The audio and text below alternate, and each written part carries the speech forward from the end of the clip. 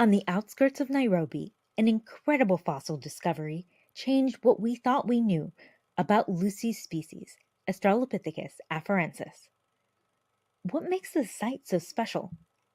And what is the story of Dr. Emma Mbua, the trailblazing scientist at the helm of this discovery?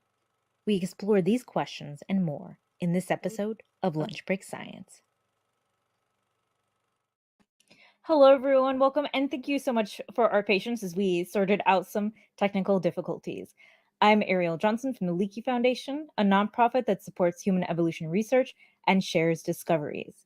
Let's welcome today's guest, Dr. Emma Mbua. Emma, thank you so much for being here with us. Thank you so much, Ariel, for inviting me to the talk today. I look forward into having a good time with everyone. Good. Well, we've got, lots of people watching. So, and Emma, you're joining us today from Nairobi. She is a lead researcher at the National Museums of Kenya. And we are zooming in now to the main site she works at, which is the Kantis Fossil Site. And she'll be discussing that today. Before we dig deeper, though, we'd like to thank the Ann and Gordon Getty Foundation, Camilla and George Smith, and the Joan and Arnold Travis Education Fund, who made this episode possible. And of course, thank you to all of our viewers. We love hearing from you. So if you're watching live, drop a comment or question for Emma in the chat. And if you're watching the replay, let us know what you want to learn more about. So Emma, we are just thrilled to have you here during Women's History Month. Your achievements as the first East African woman paleoanthropologist are remarkable, and we are truly honored to have such an inspiring scientist on the series. What does it mean to you to break down barriers and pave the way for future generations of women in this field? It has been a tremendous milestone for me as an African woman from Eastern Africa to venture into paleosciences. I just want to say back in the 80s and 90s, it was a little bit more difficulty to venture into paleosciences, but in the late 90s onward, things have become a bit easier. And today it is easier for African young ladies to get into the field.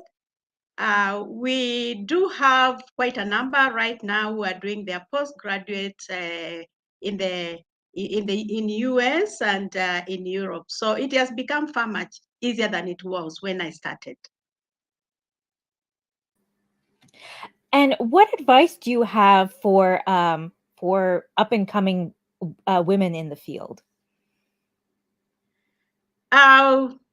I would like to encourage young ladies, upcoming scientists, particularly those who are leaving the universities, to get into paleosciences. It's quite a unique science, not like any other sciences that we have. And it's quite fulfilling just to study the extinct fauna and to get to understand their evolution and how their paleo environment looked back then. So I would encourage the young ladies, also the young men from the region, to get on board. Well, thank you so much, Emma. Your story is so inspiring, and I can't wait to jump into it. For all our viewers out there, if you want to be a part of empowering the next generation of women scientists, in honor of Women's History Month, Doctors Kelly Stewart and Sandy Harcourt are matching your donations until we reach our goal of $5,000. We are about just a little bit over $2,000 away from our goal. So I'm calling on my lunch break science friends for help. You can give through YouTube Giving or by clicking the link in the chat. I just thank you. We've already had a couple of donations. Thank you so much for your support. And thank you to Drs. Stewart and Harcourt for your generosity. Emma, I want to hear more about your background. You're lead researcher at the National Museums of Kenya. How did your connection with the museum begin? And what were some of your early projects? I joined the National Museums of Kenya in 1979 That was immediately after I finished what we call the A levels here in Kenya or Eastern Africa.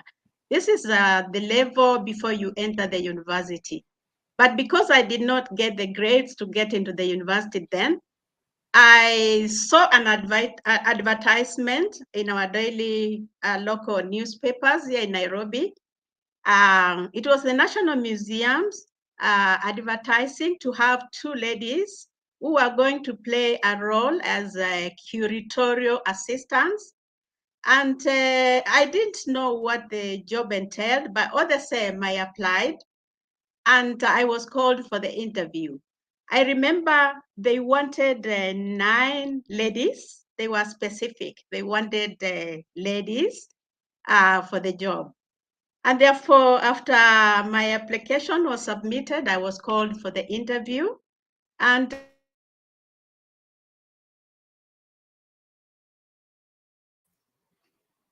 Oh, I think we're having a brief technical difficulty.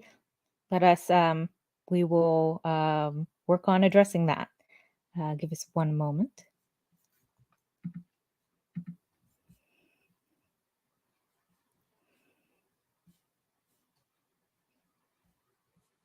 Yeah, we're going to play some photos of Emma in the field when she first started at the National Museums of Kenya as we sort out our technical difficulty right now.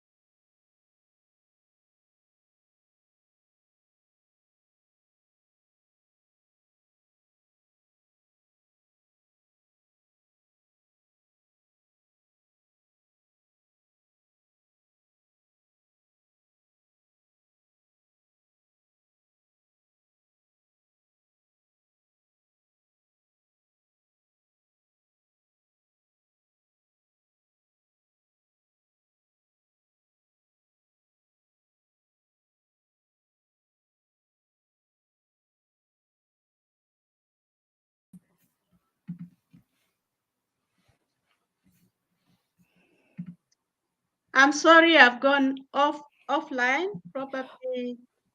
You are back. Thank you so much. We were just actually taking a look at some of your photos, but we will look at them again and have you tell us about them. You were just kind of getting into, or you were talking about working in the lab with some fossils. Yes, it was upon my arrival for the new job after my interview. I want to say it was only then that I got to know exactly what I was going to deal with, fossilized animals. And my job was to curate all the new fossils from the field, because back then we still had people going to the field and bringing back lots of fossils. So myself and my colleague, Dr. Alfreda Ibui, whom we joined the National Museum at the same time, our job was to curate the new fossils and to share them, and then to assist the visiting research scientists into accessing the fossils for study. So that was the description of our work back then. Yeah, I also was fortunate to participate into several field expeditions. Here we are in Kubifora with me, Flicky. They took us up there just to have a feel of what goes on in the field. And this year was 1980. And here we are just departing of our field excursion. These little girls, Miv's daughters, Louise and Samira, and of course, the rest of the crew flying, boarding the aeroplane back to Nairobi in 1980. So this photograph here Mr. Kamoya Kimeu is sitting down, and near him is Bernard Ngenyeu, and myself and Dr. Ibui. This is me, and this is Dr. Ibui, collecting fossils at a specific site in Kubifora. I want to see that photo again because that is so epic. Because they are, I mean, it's such an epic group of such amazing scientists, and it's so fun to see such an early photo. Yeah, it was quite a privilege for me and my colleague to work under Mr. Kamoya Kimeu and his fellow hominid gang, as we used to call them. These were experienced people in the field, and they had an eye in spotting the early human fossils and all other fauna. So it was a great privilege for me to work under Kamoya. Oh, I can't even imagine. Oh, so next you decided to pursue your master's and PhD and were awarded the Leakey Foundation's Baldwin Fellowship. Tell us more about what you experienced. For my tertiary education, first I enrolled in the University of Liverpool in the Department of Human Anatomy and Cell Biology under the supervision of Professor Bernard Wood. My interest was to study human skeletal biology, and did my master's in that topic from 1993 and completed my master's in 1995.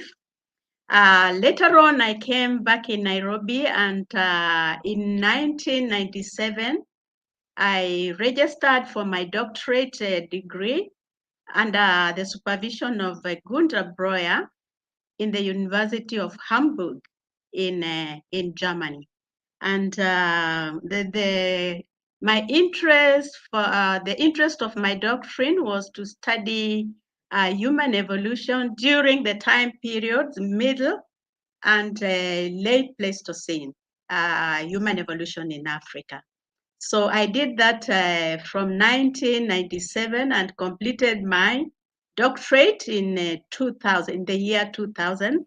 And here you can see my professor and myself, together with other departmental colleagues. We were celebrating my defense in November the year 2001. So what was the next step in your evolution when you returned from Germany? Upon my return in the National Museums of Kenya, I was given the responsibility of spearheading the Department of the Earth Sciences. This is where paleontology, paleoanthropology, archaeology, and geology were nested. So my job was to coordinate the international and local research within that department. And I must say it was quite an interesting job in that I've been able to establish quite a big network. And I was also very fortunate to meet some of the pioneers in paleoanthropology, people like Philip Tobias, people like Clark Howell, Desmond Clark, and many, many others who visited the museum to study the fossils back then. And you also had opportunities to go to and participate in field school and lead field school. Yeah, true. I also was part and parcel of the Kubifora Field School, which was ran under the Rutgers University under the supervision of Professor Jack Harris. And for several years, I was a tutor for paleoanthropology, taking the students through some of the important outcrops during the field school. I also was very fortunate to undertake a course in geology under the late Professor Frank Brown, During that time, he used to have an annual field school for international scholars as well as the Kenyan students. And I was quite happy to participate and just get to learn the geology of the Kubifora and such an important person like the late Frank Brown. And also, I was also fortunate to accompany me and our colleagues to some of the expedition fossil surveys and expeditions in Kubifora. And the photo which you have just seen, we were out with me, Fred Spur, and Matt Skinner in some outcrops in Kubifora. So this was a research expedition. And then you got introduced to Kantis Fossil Site. What made the Kantis Fossil Site stand out as an exciting place to excavate? Kantis Fossil Site, or as I call it, KFS, is a site which is very, very near the city of Nairobi. And many of you know that our fossil sites occur in far-flung areas like the Rift Valley system, places like Kubifora and other places which are quite far. But Kantis is just within the suburbs of Nairobi, and that is what makes it quite special. It's the logistics are quite minimal in arranging an expedition to that site. And most of the time when I'm there, I'm shopping in the supermarket. So we are eating fresh food. Unlike, if you undertake an expedition to sites which are in Kubifora or any other places far away. So it is special in that it's very close to many facilities in Nairobi, and all what we need, we are able to get it. And also, Kantis plays a major role in that anybody visiting Nairobi and wishing to see an early human site organized to be taken to that site, particularly. We are having another technical difficulty. We will be starting the lecture very shortly, and let's we will work on getting Dr. Emma Mbua back.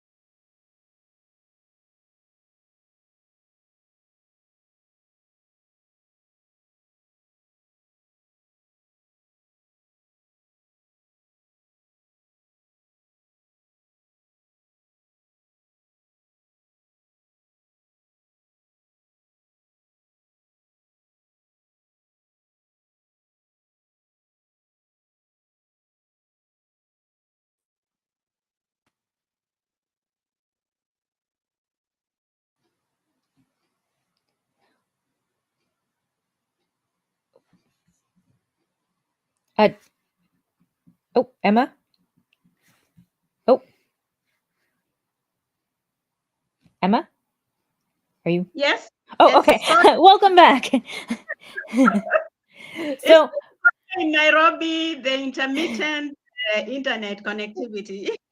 well, we're happy that you're able to join us. It's fun to have someone so close to their field site. And why don't we oh,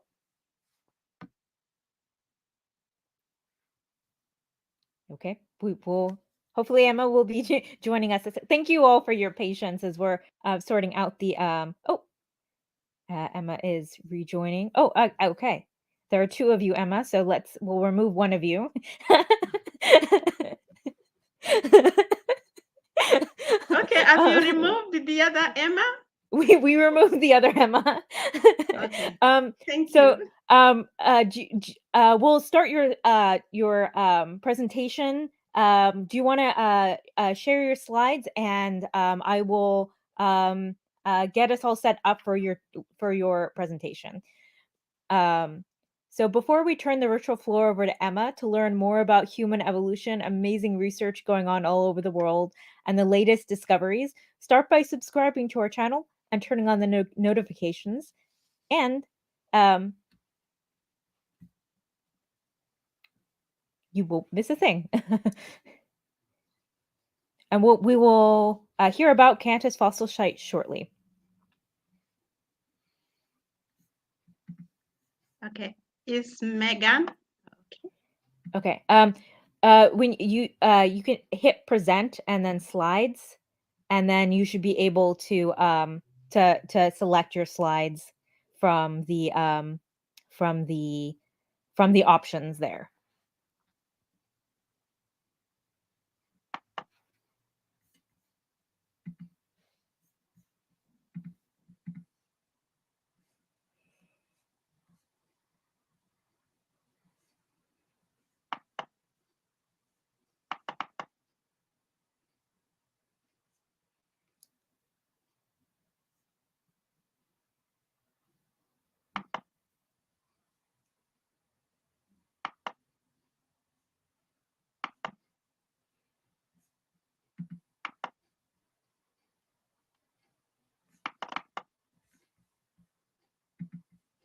Okay, can you see me? Yes, we can see you. Perfect. Okay. So you're all ready to go, and I will see you on the other side of your presentation. Thank you again so much. Okay. Thank you very much. I want to say, as I said, this fossil site is a Pliocene site on the outskirts of Nairobi, located very near the Gong Hills. And also it's a site which is outside the Rift Valley system. As you know, most of the paleontological and most of the archaeological sites, they occur on the Rift Valley floor. But Kantis is one of a few sites which occur outside the Rift Valley system, particularly on the eastern escarpments. And the site was reported to me in the year 2009. And work at the site, we've been able to date the site to between 3.3 and 3.6 million years. So to give you the location relative to other East African sites like Kubifora, Lothagam, and Latoli, here is the position of Kantis Fossil Site on the Google map. And below here, I have another map which also indicates the location. If you follow my cursor, this is where Nairobi City is, and the National Museum is in the same direction. And then Kantis Fossil Site is about 25 kilometers from the city center along the Magadi Road. For those who have been down to Ologesaile, the site KFS is along Magadi Road. And here is a little bit of the photograph, just giving an impression of the fossil-bearing sediments, the way they look.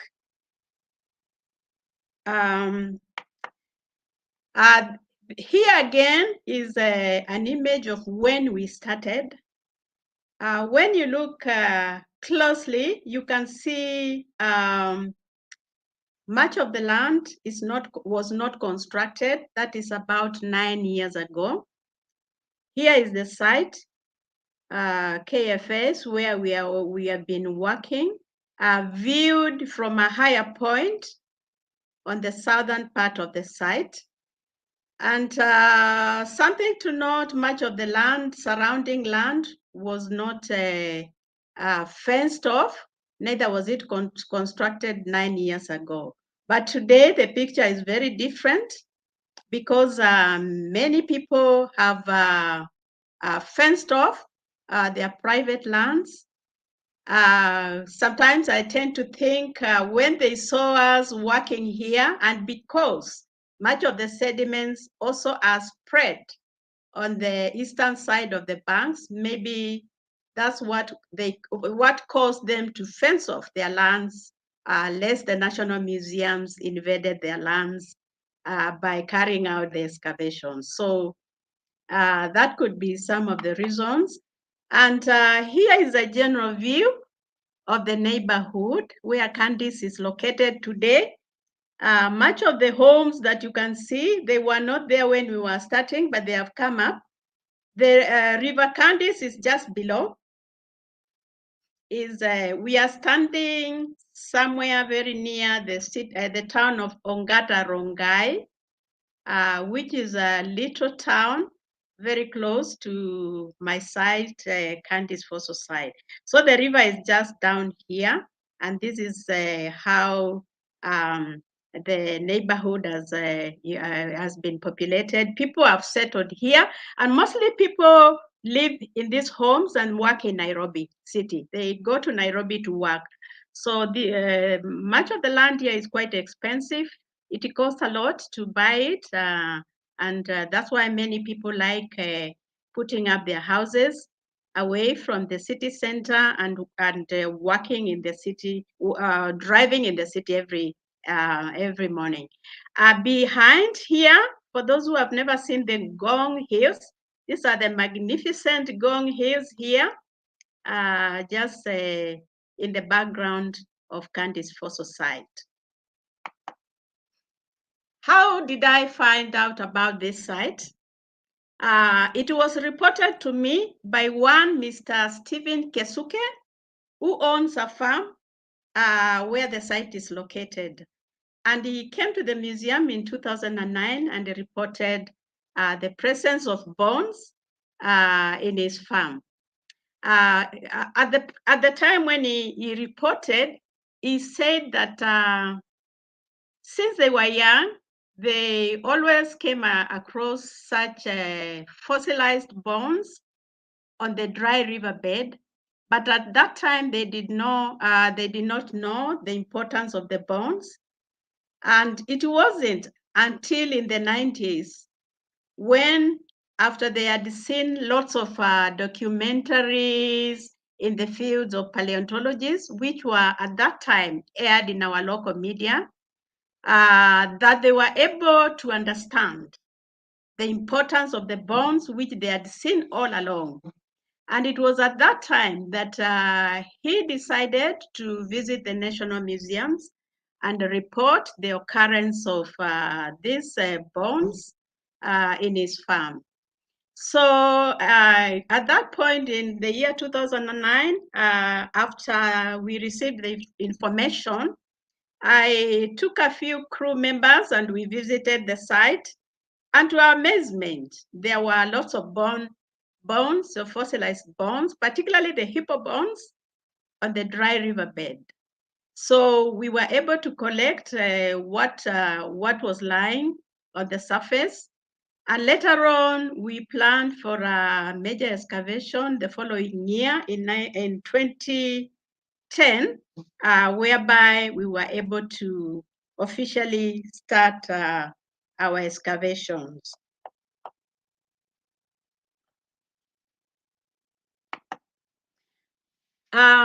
I just want to talk a little bit about the depositional environment, how the sediments were laid out in Kantis. From our geological and taphonomical studies, we have information that the site was a watering hole or an oxbow lake during the deposition time. And lots of animal prints have been found on the KFS stuff. This is our KFS stuff. And in a short while, I will talk about the sequence, the sediment sequence here at Kantis Fossil Site. So during the geological studies and during our excavations, we found quite a bit of animal prints left behind on the KFS tuff. Here, I also want to highlight our geological studies also identifies three fossil-bearing beds, which we have named level 1, 2, and 3. And also the KFS tuff is one of the tuff in that sequence. So on this excavation here, if you can follow my cursor, at the bottom here, we have our level 1, which has yielded quite a lot of fossil material. And level 1 was deposited probably by a fast-moving river, carrying quite a bit of debris and lots of fossil bones. And then above level 1, we have level 2, which has finer sediments and probably deposited through a slower moving river, also carrying river sediments, fluvial sediments. Above level 2, we have our KFS tuff, usually tuff brought down probably from the Gong Hills. And then above the tuff, we have our level 3, which was also deposited by quite a high energy river, bringing down debris mixed with bones and everything. So, and above level 3, we have the farm the farm soils, which lie above the Kantis sequence. So here is just showing you when we started. We basically concentrated our work on salvaging the material on the surface, which had been exposed for many, many years. And later on in 2010, that's when we began to map out our excavations. And I want to point out much of the sediments lie on the eastern side of the bank, the river bank. And on the western, there is very, very little. But much of it is concentrated on the eastern side of the river bank. And the sediments go deeper into people's private lands and therefore poses a challenge on how to access the fossils which might be buried in these private lands. This is just to show you once the sediments are excavated by the main excavators, we pass them through the specialized sieves. For those who are in paleontological research, you know this activity, which is very important for recovery of microfossils and any other smaller animals. For numbers of identifiable specimens, according to our beds or the layers which I've already talked about, layer 1 to 3, our results of collection and our taphonomical analysis have indicated that there is consistent taxon distribution across the layers, layer 1, 2, and 3. And also all size classes are represented. And also the number of identifiable counts are dominated by dental remains because basically, as all of us know, the teeth tend to preserve better than other limb bones. And then due to the high velocity of the depositional river, we have a large volume of unidentifiable fragments of bones. And this, we collect much of it and bring it to the national museums and for future TAFO studies. Here, I just want to present some of the results of the kind of specimens that have been recovered from Kantis Fossil Site. Before I go to that, I want to move back to these charts, and I just want to point out the hippos, have the highest percentages from the 3 levels that I've talked about. For example, in layer 1, in bed 1, the hippos account for 37% of all the total fauna, and that one is followed by bovids and suids. Of course, there are other insignificant groups of animals found in level 1. And we can also see that level 1 produced quite a bit of, the largest number of fossils as compared to the rest of them. In our layer 2 or level 2, the hippos still, account for the highest number, followed by bovids again. But something to note here, we begin to see lots of primates. As I said, the sediments in layer 2 are far much finer as compared to level 1 and 3. So we begin to see quite a number of primates. And in level 3, the hippos still account for the highest number, followed by bovids and primates as well. One of our interesting discovery was a skeleton of a hippo on our layer 2 sediments. And it's quite a very important component of our fossils, which have come from Kantis Fossil Site, because it was associated with the skull, which I've just shown.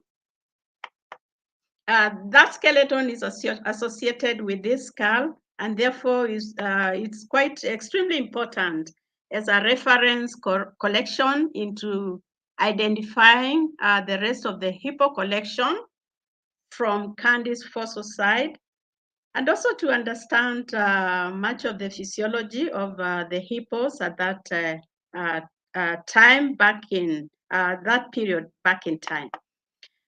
And then, our highlights, of course, is the remains of Australopithecus afarensis that we were fortunate to collect in the year 2012.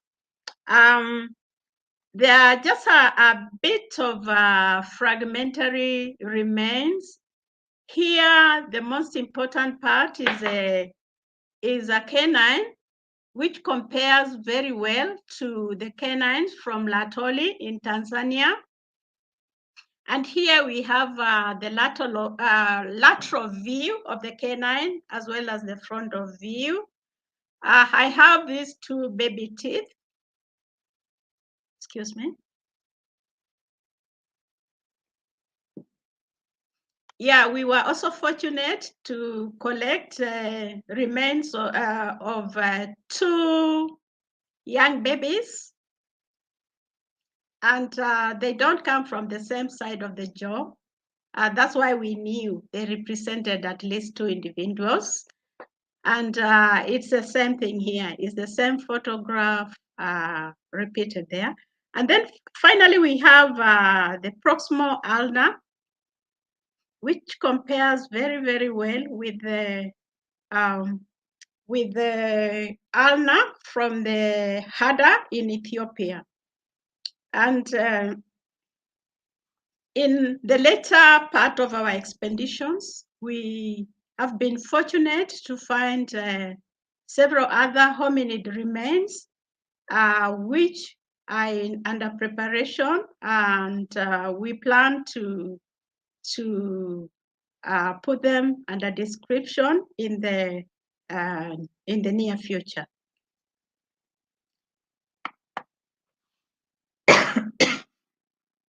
Now, having talked about the hominid remains, I want to come to our challenges in working at KFS. I want to point out that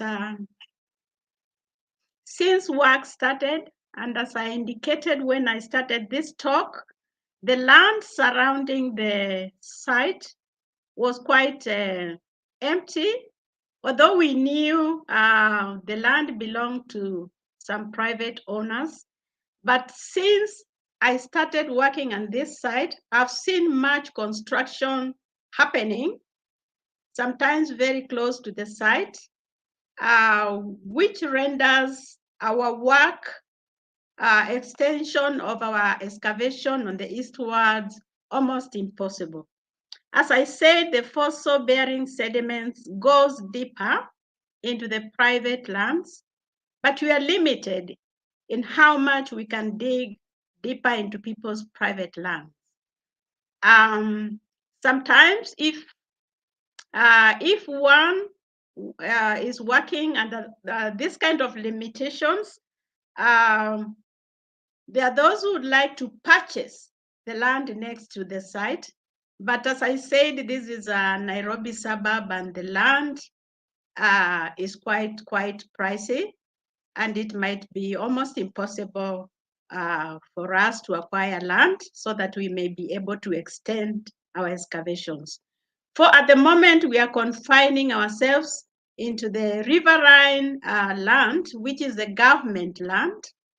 And as we think about how we can approach this challenge in the future. So at the time, we are limited, and due to the construction happening very close to the site. Other challenges are about rain and the river swelling. As I said, our site is very close to the river, and sometimes we are abruptly caught by the rain when we are in the field, particularly when it rains upstream near the Gong Hills. Usually, we do not like doing our excavations during the rain season, but there are times when we go when it is dry, and sometimes it rains upstreams and we are caught up by the river waters because our site is downstream. Here again is an image of a swelled up river with an excavation which we abandoned at this time. These are other challenges with our vehicles on the small paths where we come down the river. When it rains like that, we get lots of problems with our vehicles. And lastly, here is our break time, having a cup of tea. We usually have some short breaks whereby we gather here, have a cup of tea or have our meals, which are specifically prepared in the field. And here is the crew in the end of the season 2017. Here is everybody who worked with me in that period. And this is where we are standing, is one of our expeditions, excavation, which we had taken down to the basement rock. And with that, I do wish to thank the Leakey Foundation for the financial support that they have given me towards my research at KFS. Since I started in the year 2009, they have been tremendously generous and have provided the needed funds to continue my work at the KFS. In the same, I also need to recognize the Wenner-Gren Foundation, the National Geographical Society, and the Paleontological Scientific Trust, also for funding my work at the KFS. So with that, I would like to end there and probably wait for Ariel to give me guide. guidance into the next step. I just have to. We'll be taking our viewers' questions in a moment, but I just have to ask, what was it like when you saw those hominin teeth? It was quite phenomenal. Just like all other expeditions, the day you find a hominid is usually a special day, and everybody is excited. So it was to us at KFS. When we found, first what we saw was the hominin canine. I was standing very close to the excavators taking my notes, and one of my colleague, Mr. Samuel Muteti, who is right now doing his PhD in US, he lifted a small chunk of matrix or the soil. Yeah, this is the canine. Yeah, and he did not know that beneath that little chunk of matrix contained the canine. So I spotted it from where I was standing, and I asked Samuel to turn it over, and he turned it over. So what I did was to explain that a hominin canine. I was I was very, very excited, and I could just, spot it from where I was standing, because of course I've seen lots of the hominid teeth and canine. And to me, immediately, I just identified it as a hominid, and everybody stopped what they were doing, and we all assembled together, and everybody wanted to see it. Everybody wanted to touch it. And our spirits were just raised on that day. And for the remainder of the day, we were quite happy, and our spirits were high. And we were looking forward into finding more on that day, but it was never to be. So that's what happens in the field. You find one thing and then, nothing else for several days. Well, now it's time to hear from you, our viewers. We can't wait to know what is on your mind. So drop your questions in the chat right now if you haven't already. I do want to just give a special shout out. We've had raised so far $300. You've helped us raise $300. We want to special thanks to Cheryl, Zarina77, Copper Horse, Mike Smith, and another anonymous donor. So thank you again so much for helping empower women in science. Our first question comes from Melinda, and it was a little bit ago, so it takes a moment. Okay, what fossils have you found at Kantis Fossil Site? Okay. In terms of the elements, I have found 2 baby teeth, one adult canine, the one we have just seen, and an arm bone, what we are calling the ulnar bone. And then those that I've listed, they came out in the paper which we wrote in the year 2016. But I still have a few which are unpublished, which came later than the rest of them. So I'm still hopeful with any further excavations on the site. I might be, it might be possible to get a little bit more of the afarensis fossils from the site. Our next question comes from Rita, and I have this question too. Now that so many travel restrictions have been lifted, can the public visit Kantis Fossil Site? Yeah, absolutely, yes. Yeah, as I said, the site is an attraction to promote tourism as well, particularly during periods when we are there, when we are working there. And I might also say when we are not there. The close proximity to the city and also to Nairobi National Park makes it even, another visitors attraction for those who are visiting Nairobi. But the most important thing is for the groups or persons who want to visit the site to notify us so that they can have a guided tour. We would not like people to visit the site by themselves because it is still under research. We are still working on it, and we want to make sure that every fossil there is safe and properly collected and brought to the National Museums of Kenya. So organized tours are possible. Thank you so much for your questions, Melinda and Rita. Now, our next question comes from Brianna. Hi, Brianna. What are the biggest challenges facing aspiring Kenyan or other African paleoanthropologists today? And what suggestions do you have towards overcoming those challenges? Yeah, thank you, Brianna. Hi, Brianna. Yeah, the challenges for the African paleoanthropologists is always funding.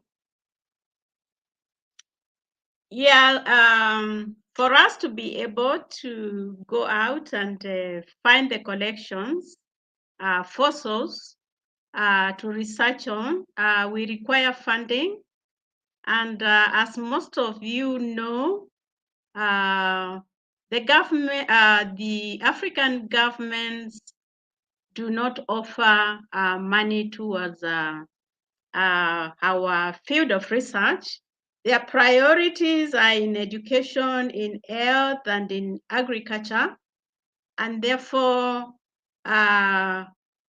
paleosciences are a bit forgotten as far as our governments in Africa are concerned. So number one challenges is for us finding source of funds which can support our field work. Number two, I would say we have quite a number of young people who would like to get into paleosciences. And although I said the opportunities to get into paleosciences have improved, I also want to say for most of our young African scholars, particularly those who are leaving the universities and want to continue in this field, to have information as to how they can continue in obtaining their master's and doctorate degree in the field is still a challenge to many of them.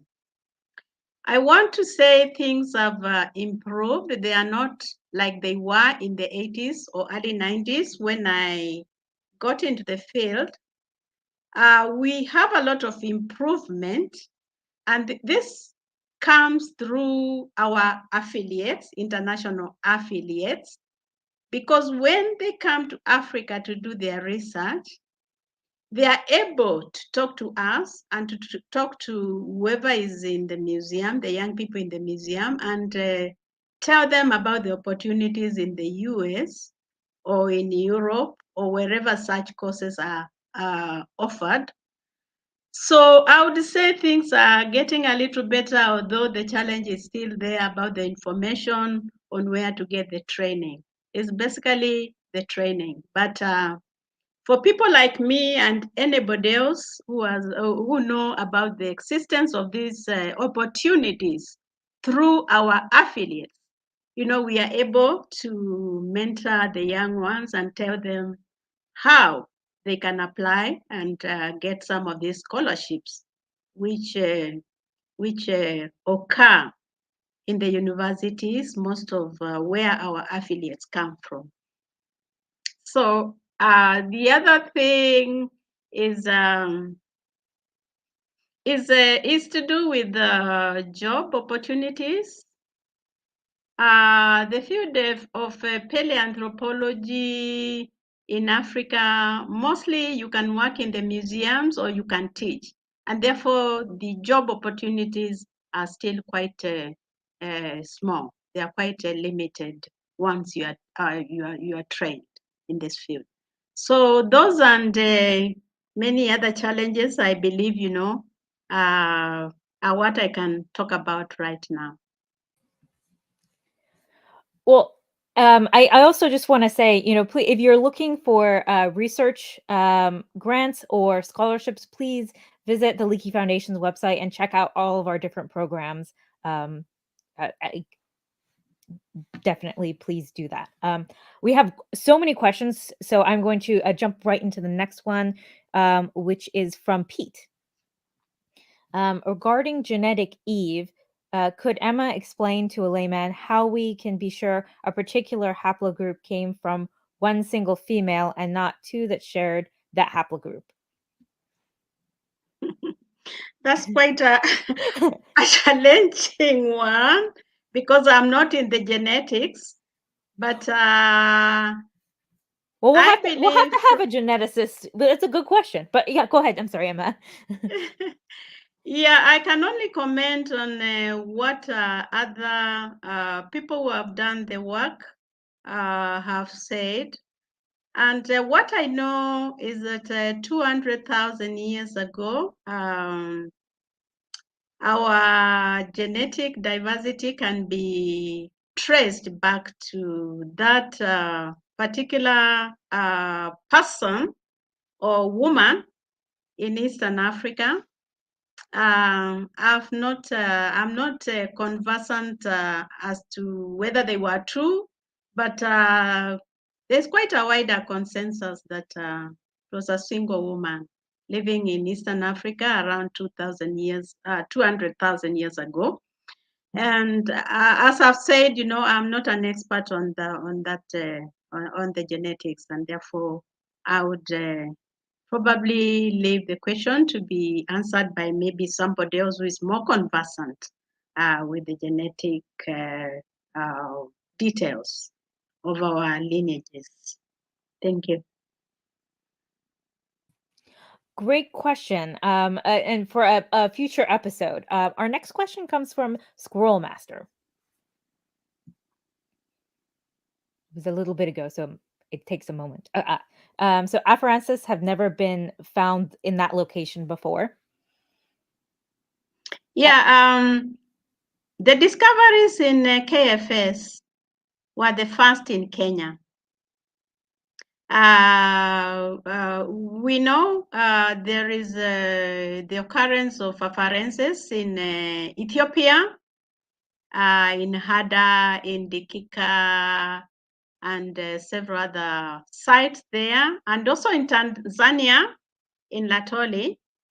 But although several claims had been done for the occurrence of afarensis in Lake Turkana Basin, there has never been quite a consensus as to what some scholars call afarensis in Lake Turkana.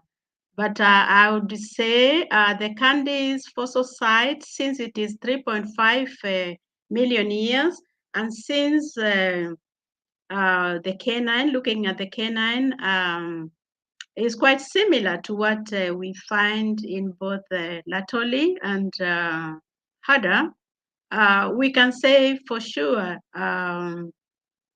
Australopithecus and afarensis also roamed this part of Eastern Africa. If they were in Ethiopia and Tanzania, it's also possible that they roamed in this region in Kenya.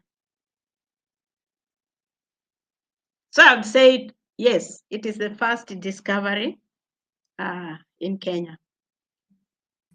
Our next question comes from Stephen. It takes up. There we go. Is there any non-institutional volunteer programs or opportunities? Example, he would love to be part of the team doing anything at all and fund himself.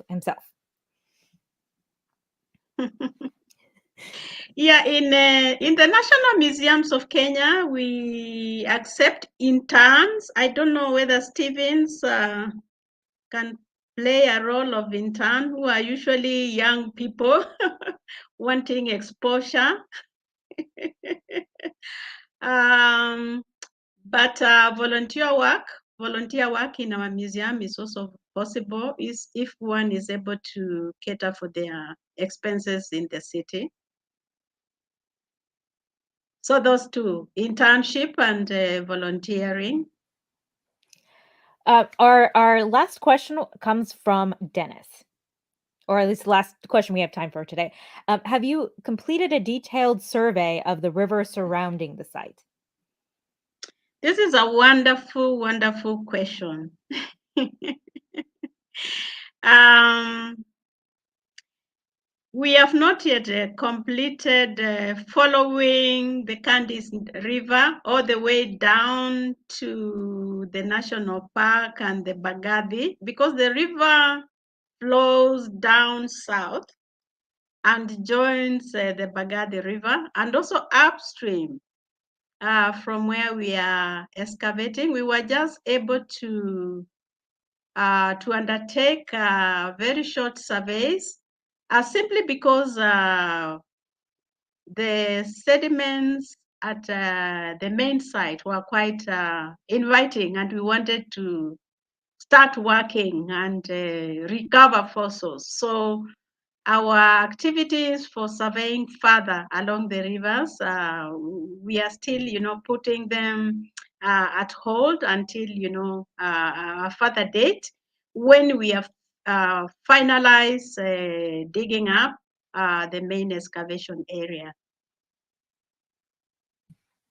My last question for you is, it being Women's History Month, are there any women who've inspired you in your career? Yes, there are many wonderful women who have been in this career in the early part of in the 20th century, also part of the 19th century. And I want to single out Mary Leakey for her dedication in working at Old Vai Gorge and into finding the Paranthropus skull in 1959, and also for finding the trail of footprints at Latoli, as well as the fossils which come from Latoli. And of course, I'm talking about Australopithecus afarensis from the Latoli. So yeah, I would say Mary Leakey inspires me quite a lot. And of course, as I say, there are many other women in the field today, and those who are there are no longer there, those who inspire me. And would like to call upon the women in this field to continue with what they're doing, because each one of us is doing an excellent job in whatever area we are dealing with. That I could not have been better put. Thank you so much, Emma. I know that you have inspired a lot of people watching today. Thank you very much, Ariel. It was a wonderful sharing with you my work in Kantis. And thank you for organizing this, and thank you for the invitation. And on my behalf, please thank the Leakey Foundation trustees and everybody else for the support they have given me over the years. Oh, absolutely. Um, Coming up next during April and May, we'll be serving up some of our best episodes from the Lunch Break Science archives while our team cooks up some new episodes starting in June. Subscribe and click notifications so you don't miss a thing. Thank you all for taking a break from your day and feeding your brain with the Leakey Foundation. Until next time, stay hungry for knowledge. Okay, bye-bye. Bye.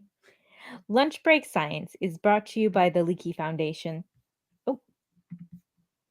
And made possible by the generous support of the Ann and Gordon Getty Foundation Camille and George Smiths, the Joan and Arnold Travis Education Fund, and viewers like you.